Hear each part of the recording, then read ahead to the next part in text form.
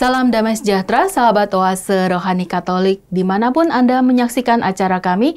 Senang sekali kita berjumpa kembali pada hari ini dan merupakan peringatan wajib Santo Bonaventura, Uskup dan Pujangga Gereja. Saya, Patricia Elsa, sudah bersama dengan Romo John Laba STB, yang akrab kita sapa dengan Romo John. Sekarang kita menyapa dahulu Romo. Romo, salam jumpa, salam kenal. Salam kenal Mbak Elsa. Kita baru ketemu kembali. Iya, baru pertama kali ya. Iya. Jadi host. Dan juga salam jumpa lagi untuk para pemirsa Oase Rohani Katolik. Salam sehat untuk semuanya.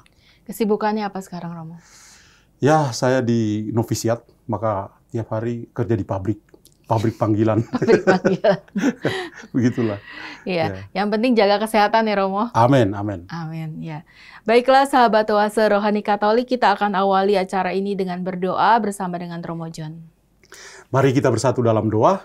Dalam nama Bapa dan Putra dan Roh Kudus. Amin. Allah Bapa yang Maha Kuasa, Engkau mengajarkan kepada kami pencerahan budi pada peringatan Santo Bonaventura, Uskupmu.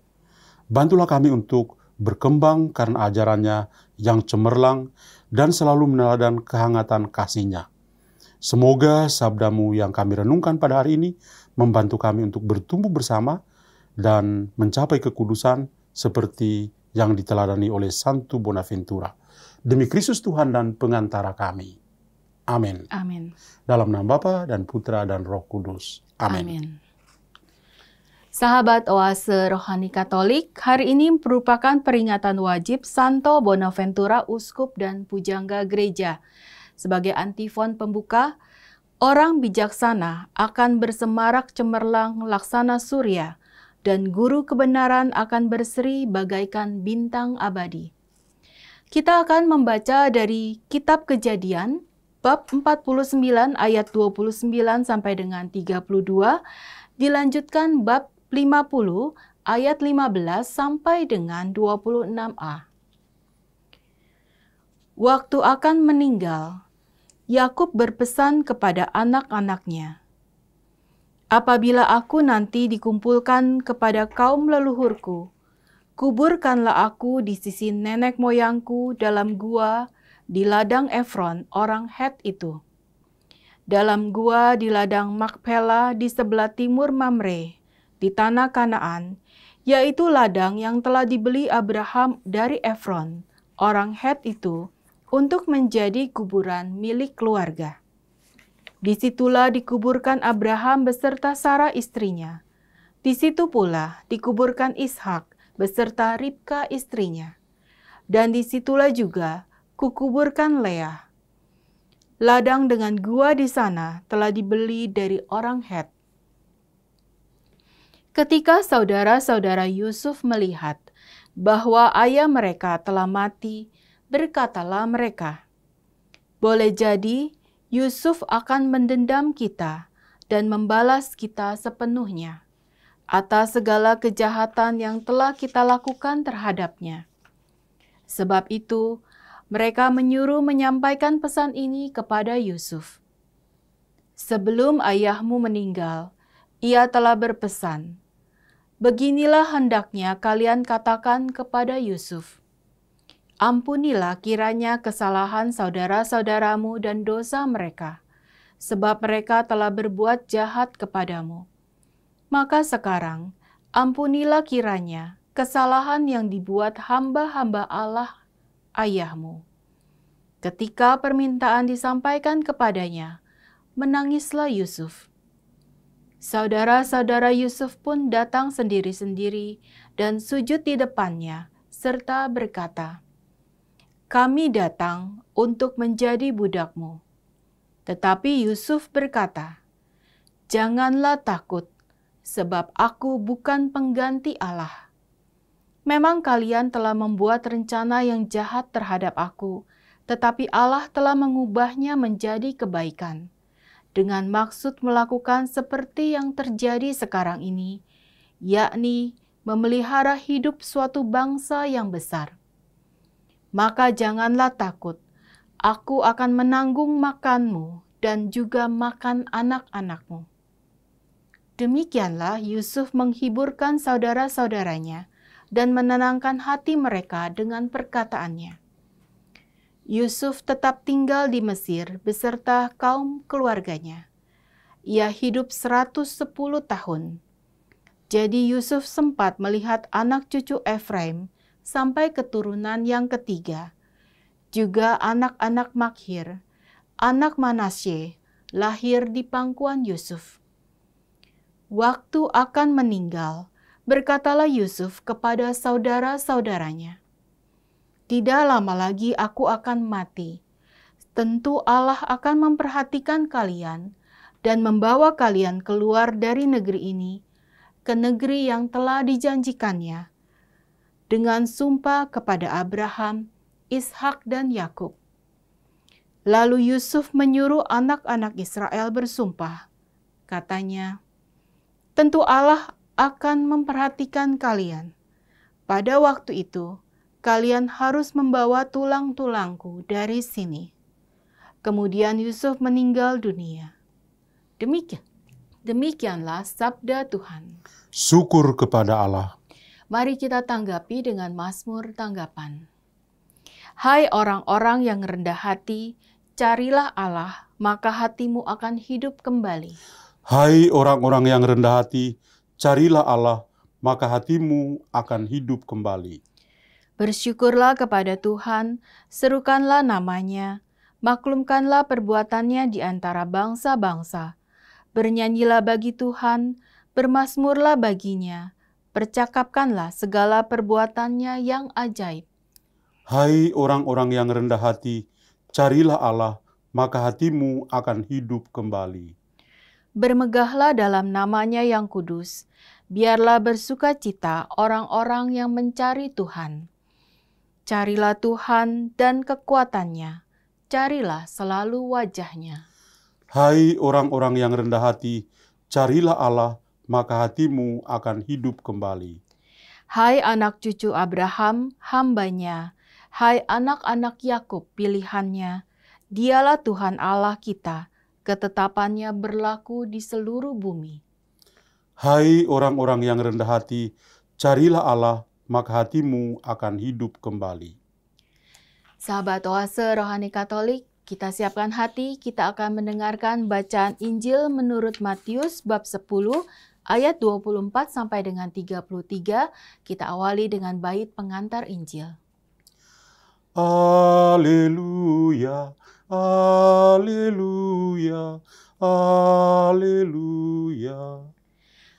Haleluya, haleluya, haleluya. Berbahagialah kalian kalau dicaci maki demi Yesus Kristus, sebab Roh Allah ada padamu. Haleluya, haleluya, haleluya. Tuhan bersamamu Dan bersama dan rohmu. Inilah Injil suci menurut Matius. Dimuliakanlah Tuhan. Pada waktu itu, Yesus bersabda kepada ke-12 muridnya, "Seorang murid tidak melebihi gurunya, dan seorang hamba tidak melebihi tuannya. Cukuplah bagi seorang murid jika ia menjadi sama seperti gurunya, dan bagi seorang hamba jika ia menjadi sama seperti tuannya. Jika tuan rumah disebut Belzebul, apalagi seisi rumahnya. Jadi, janganlah kalian takut kepada mereka yang memusuhimu, karena tiada sesuatu pun yang tertutup yang takkan dibuka, dan tiada sesuatu pun yang tersembunyi yang takkan diketahui. Apa yang kukatakan kepadamu dalam gelap, katakanlah dalam terang. Dan apa yang dibisikkan ke telingamu, beritakanlah dari atas atap rumah. Dan janganlah kalian takut kepada mereka yang membunuh tubuh, tetapi yang tidak berkuasa membunuh jiwa. Tetapi takutilah Dia yang berkuasa membinasakan baik jiwa maupun tubuh di dalam neraka. Bukankah burung pipit dijual seduit 2 ekor? namun tak seekor pun akan jatuh tanpa kehendak Bapamu. Dan kalian, rambut kepalamu pun semuanya telah terhitung. Sebab itu, janganlah kalian takut, karena kalian lebih berharga daripada banyak burung pipit. Barang siapa mengakui aku di depan manusia, dia akan kuakui juga di depan Bapa-Ku yang di surga. Tetapi barang siapa menyangkal aku di depan manusia, dia akan kusangkal di hadapan Bapa-Ku yang di surga. Demikianlah sabda Tuhan. Terpujilah Kristus. Terima kasih Romo untuk bacaan Injilnya. Sahabat Oase Rohani Katolik, kita sudah mendengarkan 2 bacaan pada kesempatan hari ini, peringatan wajib Santo Bonaventura. Romo, ini sebelum kita masuk ke bacaan pertama, saya ingin mengetahui, mungkin juga penonton dan juga pendengar, siapa sih sosok Santo Bonaventura? Kenapa dia diangkat sebagai pujangga gereja juga? Iya, Santo Bonaventura seorang Fransiskan Tulen. Ya, ada cerita yang menarik dari kehidupannya. Ketika masih kecil dia adalah anak yang sakit-sakitan. Maka dia digendong oleh ibunya di Italia Tengah, pergi dan bertemu dengan Santo Fransiskus Assisi. Dan pasti ibunya mengatakan, Romo ini Fransiskus, ini anak saya sakit-sakitan, ya. Apa yang bisa Anda lakukan? Dan Fransiskus sambil melihat Bonaventura, dia mengatakan, oh, betapa baik segalanya. Betapa baik segalanya. Oh, Bonaventura. Dan itulah yang kemudian menjadi nama yang diberikan kepada Bonaventura. Dan itu luar biasa karena dia bertumbuh sehat, sekolah, pintar sekali, dan akhirnya masuk seminari dan menjadi seorang imam. Dan karena sangat pintar, dalam usia yang muda dia sudah bisa jadi uskup dan kardinal. Ya. Suatu hari orang bertanya ketika dia sudah menjadi terkenal, viral karena seorang teolog yang besar, ya, yang setingkat dengan teman kelasnya Santo Thomas Aquinas. Ya, dari Dominikan, seorang pujangga gereja juga. Dan mereka tanya, Pastor Bona, dari mana Anda punya kebijaksanaan, kepintaranmu itu? Dan dia hanya menunjuk ke salib Kristus. Dia mengatakan, dari dia yang tersaliblah saya mendapatkan segalanya ini. Dan dia sebagai seorang teolog besar, maka diangkat sebagai pujangga gereja, menulis begitu banyak buku, pemikiran-pemikiran teologi yang masih aktual sampai sekarang. Bahkan satu hal yang indah dari kehidupannya adalah dia berpartisipasi dalam konsili di Lyon, dan jasanya adalah sangat ekumenis. Bisa mempersatukan gereja ya Ortodoks Yunani dan Katolik Roma saat itu, ya. Ada beberapa pokok pemikiran, ada perkataan-perkataan tertentu yang saya mau angkat untuk memulai menginspirasi juga bacaan yang sebentar kita akan dengar, ya. Dia pernah mengatakan begini. Yang pertama, setiap makhluk adalah sabda ilahi karena ia menyatakan wajah Tuhan sendiri. Sambil satu kutipan perkataannya ini, ya. Dan kenapa saya mengambil perkataan ini? Karena ternyata nilai hidup manusia itu sangat mulia. Sangat mulia. Dan Bonaventura mau mengingatkan kita pada kitab Kejadian, manusia itu diciptakan menurut wajah Allah sendiri. Karena itu dia bernilai pada dirinya sendiri. Ya. Maka setiap makhluk adalah sabda ilahi karena ia menyatakan wajah Tuhan sendiri. Lalu yang kedua, satu seruan yang sangat bagus yang dia berikan adalah, dalam segala perbuatan dan perkataanmu, kamu harus menjadikan Yesus sebagai teladanmu. Lakukanlah hal itu baik ketika Anda sedang berjalan, berdiam diri, atau berbicara. Baik ketika Anda sedang sendirian atau bersama dengan orang lain. Yesus itu sempurna, dan dengan demikian Anda tidak hanya tidak tercela, tetapi juga patut dipuji. Jadi, sebagai pengikut Kristus, Yesus menjadi pusat, menjadi model, role model untuk kehidupan kita. Ya, itu kiranya dua perkataan dari Santo Bonaventura yang bagi saya bisa juga membuka pintu refleksi kita untuk bacaan kitab suci yang kita dengar pada hari ini. Ya, jadi kita sekarang masuk ke bacaan. Masuk ke bacaan. Oke. Nah, ini kisah tentang Yusuf.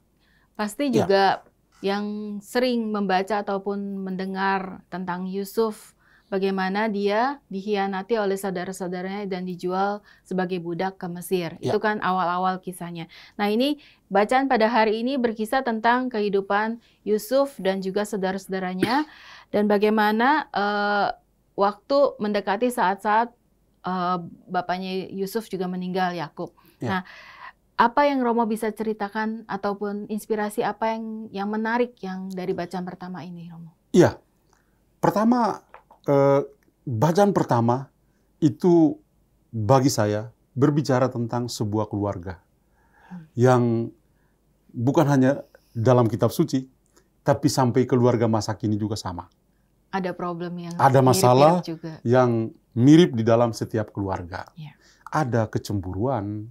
Ketika orang tua lebih memperhatikan si A, pasti si B cemburu dong. Ya. Itu biasa aja. Kalau dalam setiap keluarga pasti merasakan seperti itu. Dan itu yang dialami oleh Yusuf.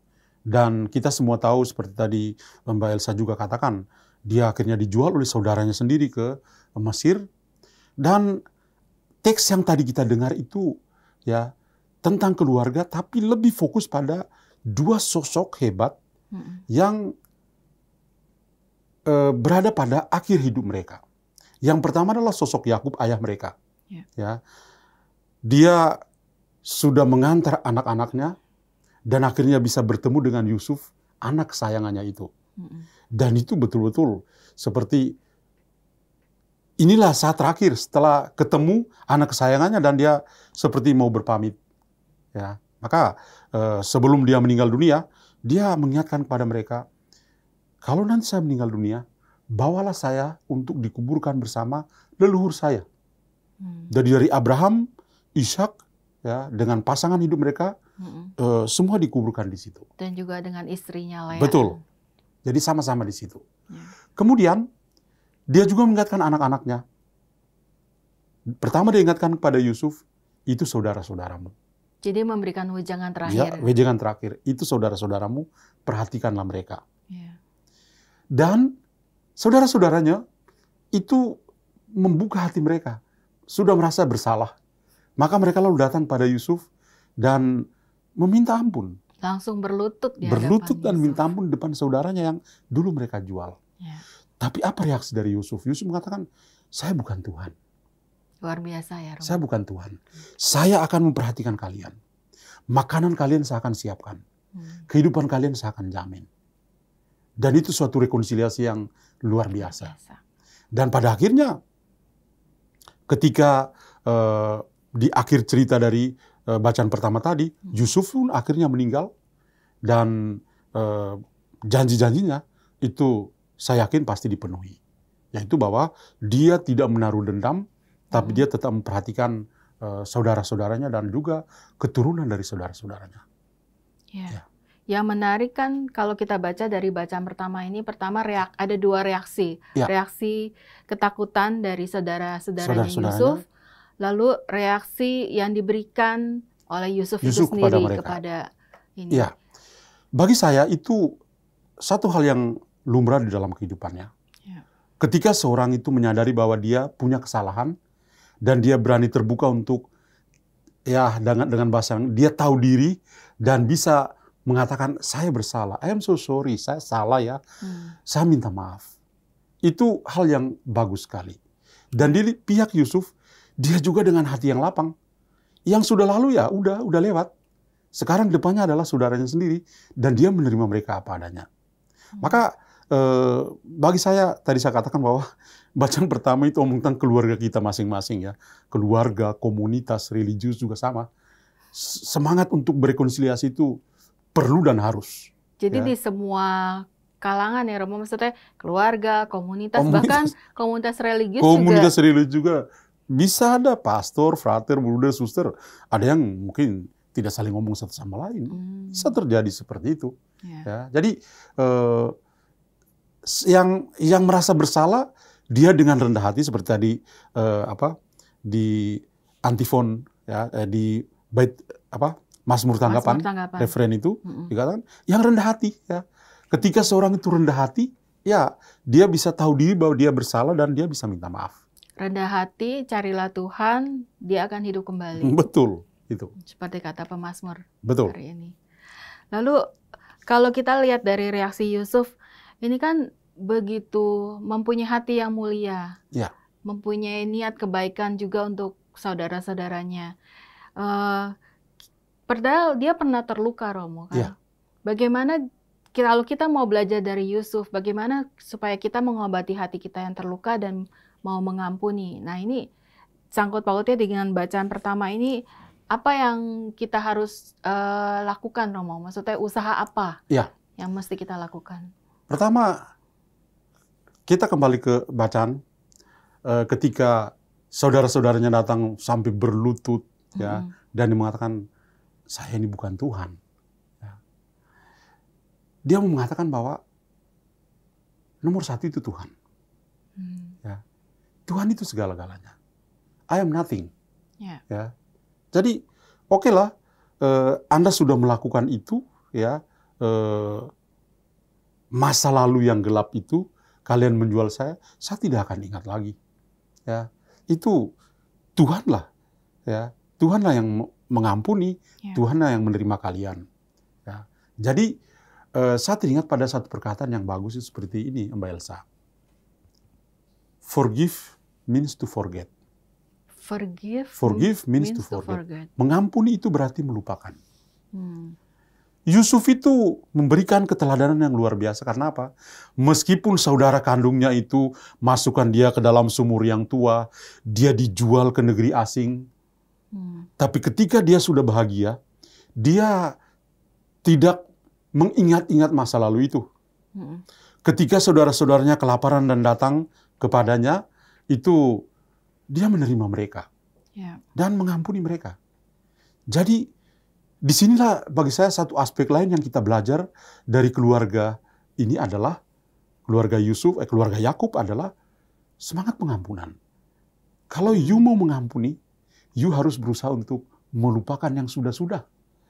Kalau Anda tetap mengingat yang dulu-dulu, wah, sampai kucing bertanduk Anda tidak bisa mengampuni. Itu. Sama saja dalam kehidupan keluarga, ya. Kadang-kadang suami dan istri berantem. Kenapa? Karena selalu mengungkit masa lalu. Ingat, kamu sama mantan kamu begini-begini. Ya udah lewat. Ya. Kenapa nggak pikir yang sekarang aja? Ya. Sekarang dan yang ke depan. Iya. Yang lalu-lalu masih diingat. Maka orang tetap berantem. Rekonsiliasi menjadi sulit. Tapi kalau kita belajar dari keluarga Yakub, anak-anaknya boleh berbuat jahat. Tapi ayahnya itu mau mengantar anak-anaknya ke Mesir. Dan ketika dia hendak meninggal dunia, dia masih ingatkan Yusuf. Itu saudara-saudaramu. Perhatikanlah mereka. Dan Yusuf pun sangat tanggap dan menerima saudara-saudaranya apa adanya.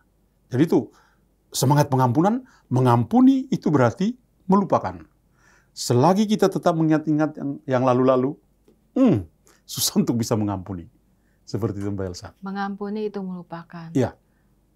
Baik dalam keluarga, dalam komunitas, dalam manapun kita berhidup ya Romo ya. Betul. Tidak hanya mereka yang menikah. Kami yang hidup dalam komunitas hidup religius, saya yakin bahwa semua mengetahui ini. Kita bisa mengampuni kalau kita bisa melupakan yang sudah-sudah. Selagi kita tetap ingat yang itu terus, kita susah untuk bisa mengampuni. Tapi hari ini Yusuf kasih pelajaran yang sangat berharga untuk kita semua, secara pribadi juga keluarga-keluarga dan komunitas-komunitas.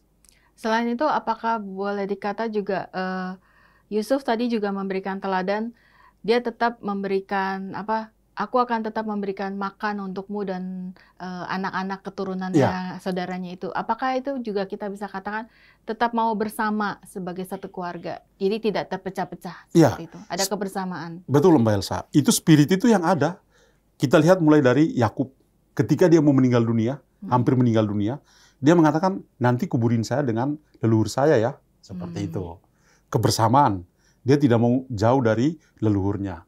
Ketika Yusuf hampir meninggal dunia, dia juga mengatakan, saya akan memperhatikan kalian.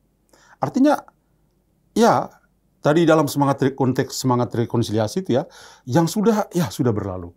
Sekarang kita membuat sebuah kultur baru ya di dalam keluarga kita, yaitu semangat berdamai, kita saling memperhatikan, saling mengasihi, dan itu yang dikatakan oleh Yusuf dalam bacaan tadi itu. Saya akan memperhatikan makanan kalian. Seperti itu. Jadi itu yang menarik dari bacaan pertama ya Romo? Iya, itu menarik sekali. Ada lagi sedikit, apalagi mungkin yang bisa Romo sampaikan? Hal yang lain yang menarik dari bacaan pertama adalah bahwa keluarga-keluarga kita haruslah tetap nomor satu. Keluarga is number one. Iya, nomor satu keluarga dan nomor satu keluarga. Bukan Tuhan? Tidak. Kalau dalam keluarga, prioritas kita adalah keluarga. Kenapa? Karena banyak orang ketika masuk dalam pelayanan tertentu, itu mereka bersembunyi di balik pelayanan itu dan mengorbankan keluarga. Keluarga tidak diperhatikan, anak-anak tidak diperhatikan, dan sebagainya. Ada aktivis-aktivis yang anaknya narkoba, seperti itu. Itu kan kurang itu. Nomor satu keluarga. Kita melayani, tapi kita juga melihat keluarga tetaplah prioritas. Karena itu adalah wujud panggilan orang yang hidup berkeluarga. Dan saya lihat di sini, seperti Yakub punya tanggung jawab. Bawa anak-anaknya untuk bertemu Yusuf. Itu hal yang luar biasa. Dan itu tentu bukan dari Yakub, tapi Tuhan yang mengatur semua itu. Dan Yusuf, sebagai bagian dari keluarga, dia juga menerima saudara-saudaranya. Jadi, bagi saya, dua sosok besar, yaitu Yakub sebagai ayah, dan Yusuf, itu menginspirasikan kita untuk kembali ke keluarga kita. Perhatikanlah keluarga, para orang tua, didiklah anak supaya mereka saling mencintai, saling menghargai dalam kehidupan mereka. Seperti itu. Semoga kita semua bisa ya Romo ya. Amin. Ya, baik Romo, terima kasih banyak. Sangat menarik apa yang sudah dibahas dari Romo John tentang bacaan pada hari ini dan juga tentang Santo Bonaventura yang peringatan wajibnya kita rayakan hari ini. Ini perayaan atau peringatan wajib? Peringatan wajib. Peringatan wajib. Ya. Baik. Dan sahabat Oase Rohani Katolik, kita akan kembali sesaat lagi. Tetaplah Anda menyaksikan acara Oase Rohani Katolik.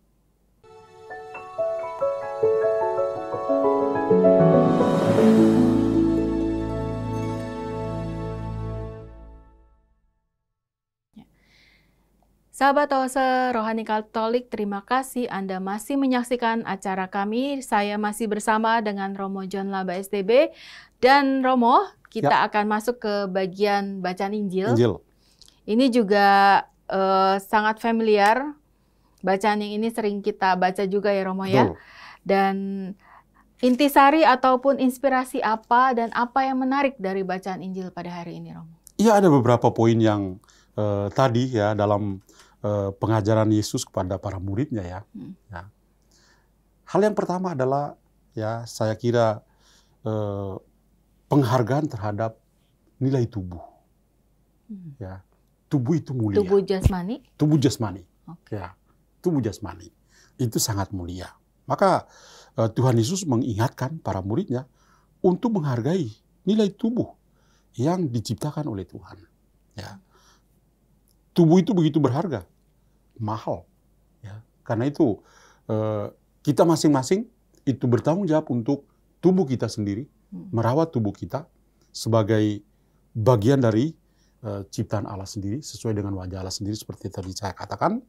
Dan juga kita punya tugas dan tanggung jawab untuk memperhatikan orang-orang yang lain, menghargai tubuh orang lain, seperti itu. Ya. Lalu kalau dalam usaha untuk menghargai nilai tubuh, keluhuran tubuh manusia itu, apa yang harus dilakukan? Ya, Tadi kita mendengar dalam bacaan Injil misalnya Yesus bicara tentang bagaimana orang bisa saling menghormati, mengakui kelebihan kekurangan. Kalau yang murid ya tidak bisa lebih dari guru, tapi dia akan berusaha sama dengan guru. Setara. Yang hamba tidak akan melewati tuannya, tapi akan setara dengan tuannya.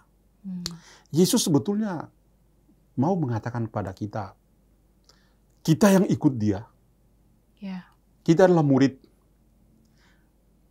Maka dalam semangat discipleship, ya, pemuritan, kita tidak akan lari lewat Yesus, ya, tapi kita mau mengikuti Yesus dari dekat atau lebih dekat lagi, ya.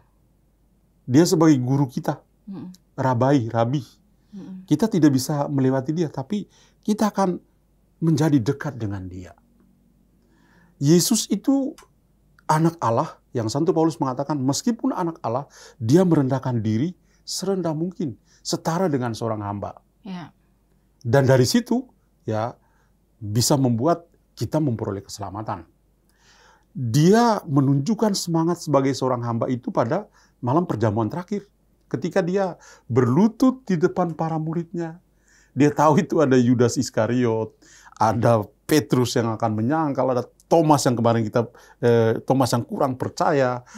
Wah, dia tahu semua itu ya. Dia masih mau berlutut dan membasuh kaki mereka. Yesus anak Allah menunjukkan diri sebagai seorang hamba.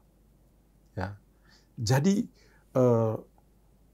apa yang Yesus katakan, seorang murid tidak lebih dari gurunya, seorang hamba tidak lebih dari tuannya, itu mau memanggil kita untuk melihat relasi pribadi kita. Kita yang mengikuti Yesus ini, relasi pribadi kita dengan dia seperti apa?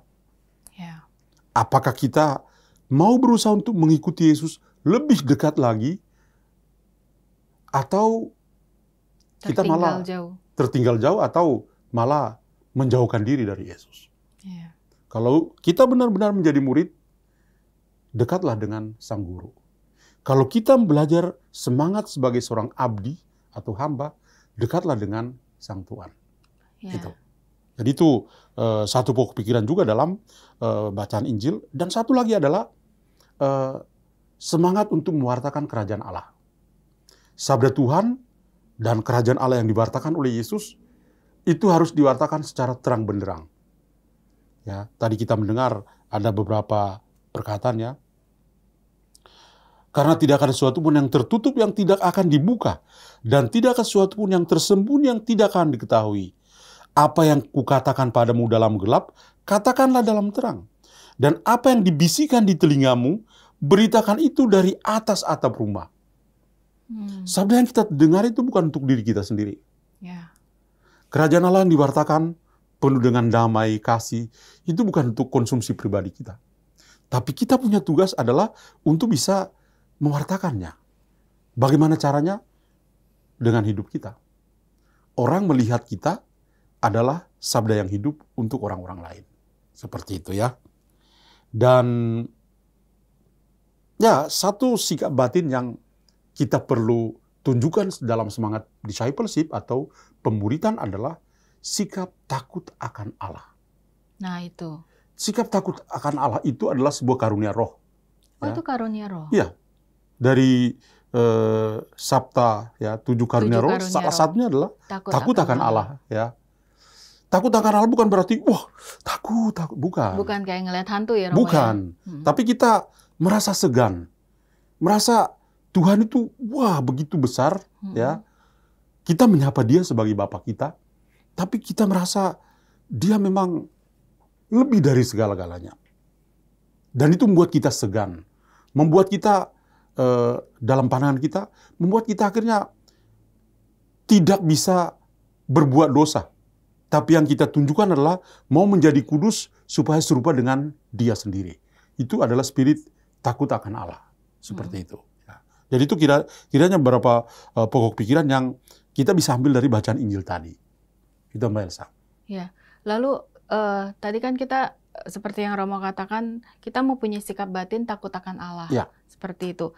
Lalu pengakuan iman seperti apa yang harus kita lakukan terhadap Tuhan yang kita ikuti itu, Romo? Iya, kita menunjukkan diri kita ya sebagai orang beriman.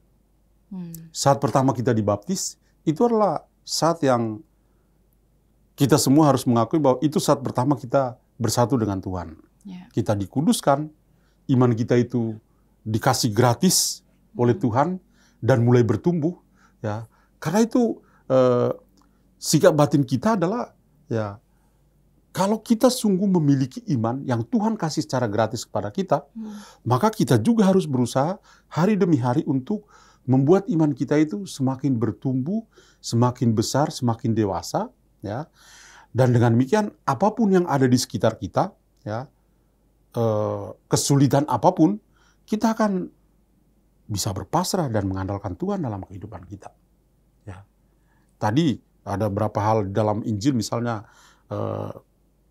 jangan takut, ya, orang yang membunuh tubuh, ya, tapi takutlah, ya, orang yang membunuh jiwa itu, ya. Artinya bahwa sebagai orang beriman, number one selalu Tuhan, ya, karena Tuhan dia yang menciptakan dan segala-galanya dia yang rencanakan untuk kita semua. Ya. Jadi sikap iman kita adalah bagaimana kita menjawabi atau menerima iman sebagai anugerah yang Tuhan berikan kepada kita, kita tumbuh kembangkan dan kita menjadi orang Katolik yang dewasa. Berarti pengakuan kita sebagai orang Katolik itu Betul. yang harus kita prioritaskan juga sebagai sikap hidup kita, ya, Romo? Iya, dan iman itu nyata dalam perbuatan-perbuatan kita. Ya, nyata dalam perbuatan-perbuatan kita. Santo Yakobus mengatakan iman tanpa perbuatan itu mati. Karena itu orang melihat kekasan atau identitas kekatolikan kita sebagai orang beriman, ya, itu dalam perbuatan-perbuatan kita yang nyata. Dalam Injil, misalnya Yesus mengatakan pada kita, kamu adalah garam dunia. Mbak Elsa, bagaimana kita mengerti tentang garam itu? Garam itu untuk bisa memberikan rasa pada makanan, dia harus rela kehilangan dirinya, melebur dulu, masuk ke dalam makanan, dan dia dari dalam makanan dia kasih rasa. Oh, rasanya enak, kita menikmati, ya. Karena dia bisa rela kehilangan itu. Kalau dia tidak mau rela kehilangan wujudnya, wah, tidak ada rasa itu, ya. Demikian juga dalam hidup Kristiani kita. Sebagai orang beriman, kalau kita mengatakan kita menjadi garam, kita menjadi terang, kita harus berusaha untuk kembali lagi ke referen apa itu Mazmur Tangkapan, orang yang rendah hati. Ya, kembali ke semangat rendah hati untuk bisa menunjukkan iman kita secara nyata dalam perbuatan-perbuatan kita. Tadi kita sempat menyinggung tentang kebajikan takut akan Allah. Ya. Ini seringkali kita baca juga di Alkitab, Romo, kata takut akan Allah, baik di Perjanjian Lama maupun Perjanjian Baru. Nah, boleh sedikit lagi dijabarkan lagi, Romo, tentang takut akan Allah itu, konsepnya apa, pengertiannya? Ada beberapa contoh yang saya ingat, misalnya dalam kitab Perjanjian Lama dari kitab Amsal, ya. Dalam Amsal itu, Amsal bab 1 ayat 7 mengatakan begini, takut akan Tuhan adalah permulaan dari pengetahuan. Nah, itu maksudnya apa tuh? Jadi, kalau dalam kitab Amsal itu bicara tentang kebijaksanaan yang Tuhan berikan kepada setiap pribadi. Ya. Karena itu kalau dikatakan bahwa seorang yang takut akan Tuhan, ya, itu berarti orang itu merasa segan dengan Tuhan dan hormat, patuh, ya, hormat kepada Tuhan, dan itu dia bisa bertumbuh. Ya. Termasuk juga dalam berbagai macam aspek pertumbuhan, termasuk pengetahuan atau kebijaksanaan yang dia miliki sebagai anugerah dari Tuhan. Ya. Tapi juga misalnya dalam kitab Ulangan, ya, kitab Ulangan juga mengatakan hal-hal menyangkut takut akan Tuhan. Kitab Ulangan bab 10 ayat 12, bab 20 ayat 21. Saya tulis di sini, saya coba bacakan, ya. Maka sekarang, hai orang-orang Israel, apakah yang dimintakan daripadamu oleh Tuhan Allahmu selain dari takut akan Tuhan? Takut akan Tuhan Allahmu, hidup menurut segala jalan yang ditunjukkannya, mengasihi Dia, beribadah kepada Tuhan Allahmu dengan segenap hatimu dan dengan segenap jiwamu. Nah, ini makna dari takut akan Tuhan yang dibicarakan dalam kitab Ulangan ini. Ya. Jadi takut akan Tuhan ada beberapa aspek yang disampaikan di sini. Ya. Hidup menurut segala jalan ditunjukkan, mengasihi Dia, beribadah kepadanya, ya, dan dengan segenap hati, segenap jiwa hanya untuk Tuhan. Itu. Ya, itu udah jelas sekali ya. Jalan-jalan yang harus kita ikuti supaya kita makin mendekat dengan Tuhan. Betul. Sebagai seorang beriman, sebagai pengikut Kristus. Baik Romo, kita masih ada waktu tapi hanya sedikit sekali. Bolehkah Romo memberikan kesimpulan dari bacaan pertama dan bacaan Injil pada hari ini, Romo? Iya. Dari bacaan pertama, tadi fokus kita adalah pada keluarga. Ya. Di bacaan Injil, fokusnya adalah pada pertumbuhan iman kita. Ya. Maka apa yang menarik atau menjadi benang merah untuk mempersatukan teks di bacaan pertama yang kita renungkan dan bacaan Injil, dan juga tentu Santo Bonaventura yang kita rayakan ya. Yang pertama adalah pengalaman akan Allah itu ditandai dengan pertobatan yang terus-menerus. Kenapa saya mengatakan kalimat ini yang tadi belum keluar, tapi saya katakan ini pada bagian terakhir. Ya. Pengalaman akan Allah itu ditandai dengan pertobatan yang terus-menerus. Anak-anak Yakub atau Yakub sendiri menunjukkan pengalamannya akan Allah itu dengan keterbukaan hatinya. Kalau kita membaca kisah hidup Yakub, banyak hal yang kita tangkap. Dan betul-betul seorang yang beriman. Ya. Ketika dia bergumul dengan malaikat, ya, lalu sampai menjelang pagi, dia tidak mau melepaskan malaikat itu. Dia mengatakan, saya tidak akan melepaskanmu sebelum engkau memberkati saya. Maka malaikat itu mengatakan, saya memberkatimu, namamu saya akan ubah dari Yakub menjadi Israel. Ya. Jadi itu benar-benar sebuah perubahan nama, itu satu tanda pertobatan itu. Dan itu yang dilakukan ketika dia membawa anak-anaknya untuk berrekonsiliasi dengan Yusuf. Ya.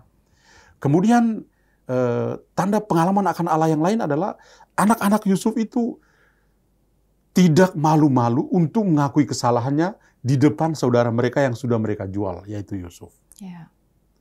Jadi itu satu rekonsiliasi itu bisa terjadi kalau orang sungguh mengalami Allah dalam kehidupannya. Ya.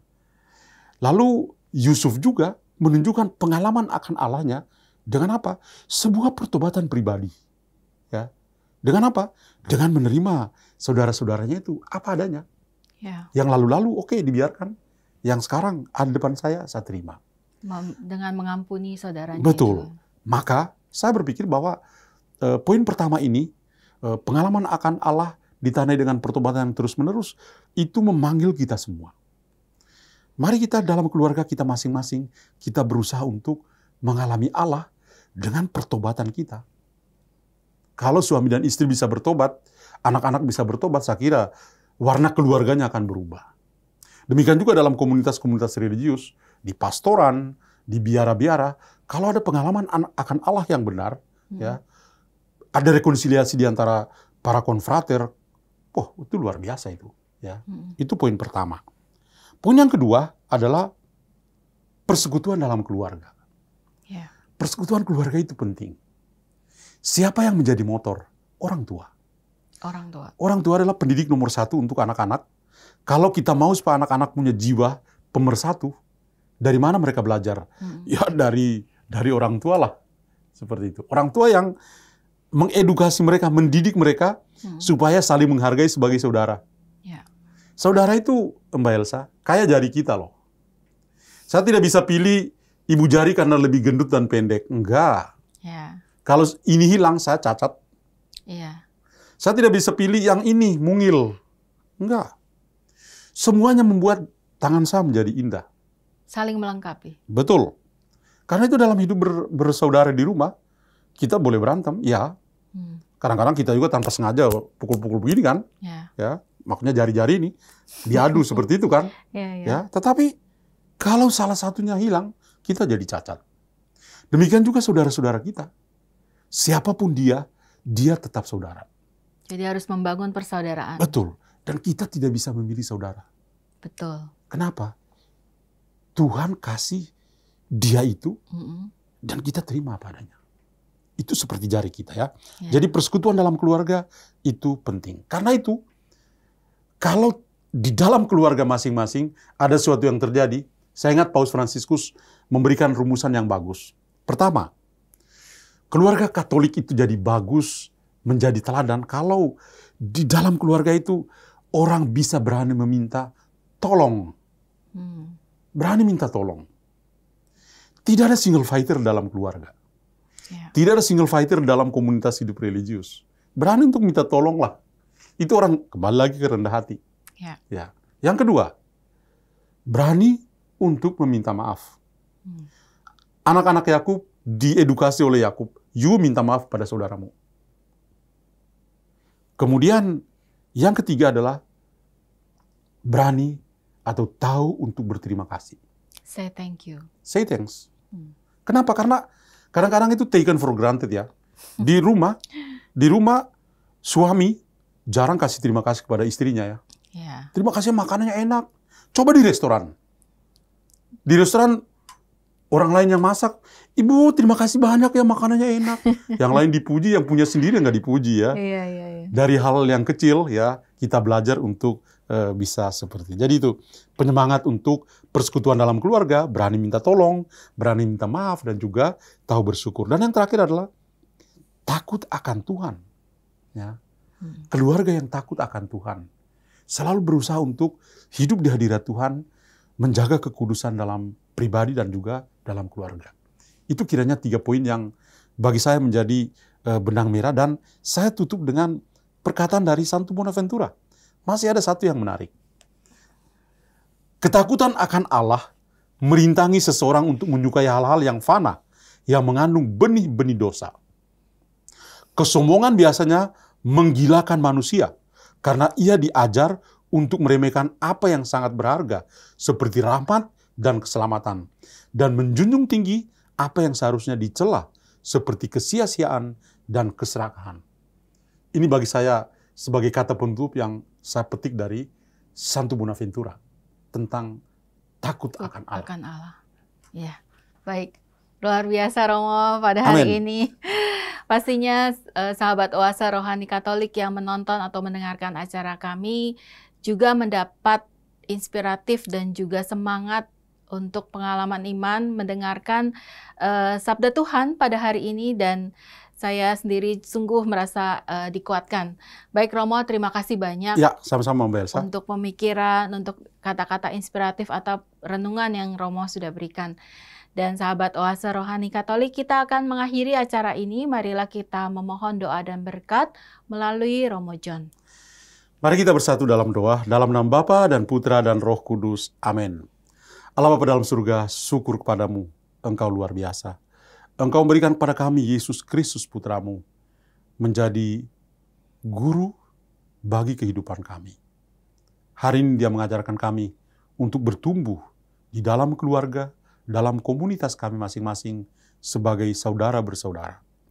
Bantulah kami agar di setiap keluarga kami, dalam setiap komunitas hidup religius kami semua bertumbuh bersama, bersatu sebagaimana Engkau kehendaki, karena Engkau sendiri yang mengikat keluarga-keluarga dan komunitas dengan cinta kasih-Mu. Berkatilah keluarga-keluarga yang sedang mengalami kesulitan, relasi antar pribadi, belum ada rekonsiliasi di antara mereka. Kiranya sabda Tuhan hari ini melalui keluarga Yakub dan melalui keteladanan Yusuf, kiranya mereka menginspirasi juga keluarga-keluarga untuk kembali ke jalan yang benar, berekonsiliasi satu sama lain. Terima kasih Tuhan, semoga sabda-Mu betul-betul menjadi pelita bagi langkah kami. Santo Bonaventura, doakanlah kami selalu untuk mencapai kekudusan seperti Engkau sendiri. Terima kasih Tuhan, nama-Mu kami puji, kini dan sepanjang masa. Amin. Amin. Tuhan bersamamu dan bersama Romo. Semoga Allah yang Maha Kuasa memberkati saudara sekalian, Bapa dan Putra dan Roh Kudus. Amin. Sahabat Oase Rohani Katolik, kita pamit undur diri, tetap jaga kesehatan dan juga tetap mencintai Tuhan Yesus, dan juga Kita juga memohon penyertaan dari Bunda Maria. Saya Patricia Elsa bersama dengan Romo John Laba SDB. Kita berjumpa kembali di kesempatan lain. Sampai jumpa.